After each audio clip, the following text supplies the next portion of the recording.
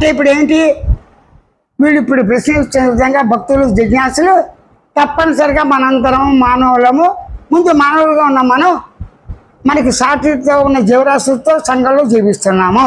అందరికీ ఆకలి దెబ్బకి సహజం, కట్టుకోవటానికి బట్ట ఉండటానికి గూడి ఉండి చేరవలసిందే. దీని గురించి తన ఆయుష్ని వెట్టి చాకిరి చేసిన వాళ్ళకి తన శరీరానికే తను చేస్తున్నాడు. వెట్టి చాకిరి అంటే వేరు, కష్టపడి వాడు ఎంతో కష్టపడ్డారా, తగిన విధంగా వాడు కూలి ఇవ్వలేదా అని బాధపడతాడు. అదే వెట్టి చాకరీ చేసినప్పటికీ ఆ చాకరీ తగిన ఫలితం వచ్చి ఇంటికి వెళ్తే భార్య పిల్లలు వాడు కూడా కాస్త తింటూ పై అందరికీ కూడా పెంచుతూ ఆ వృత్తి కానీ ఇంకో వృత్తి కానీ స్వీకరించి ఇంకా 2 రకాల వృత్తులు చేస్తూ, వాడు మంగళ పని చేస్తుంటాడు, వాడికి ఎకరం ఉంది, మంగళ పని చేస్తాడు, ఇది చేస్తాడు. వాడు దేవాలయం పనులు చేస్తుంటాడు, వాళ్ళకి ఒక ఉన్నదాల్లోనే కూరగాయలు పెంచుకుంటాడు. అనేక రకాల వృత్తుల ద్వారా ఏమొస్తుంది మనకి, అమ్ముతే ఇచ్చితే ధనం. ధనం అంటే ఏంటి, ధాన్యలక్ష్మి, సంతోషలక్ష్మి, ఆంధ్రలక్ష్మి, మరి ఇదంతా ఉంది సంతానలక్ష్మి. ఇక్కడ ఆ యొక్క దాంతో బ్రతకడానికి కావాల్సిన విధంగా అన్ని రకాల సదుపాయాలు మనకి ఉన్నాయి.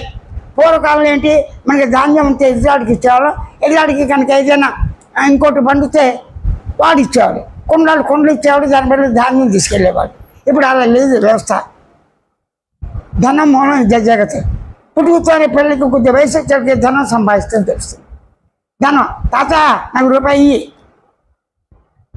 అంటే ధనం విలువ.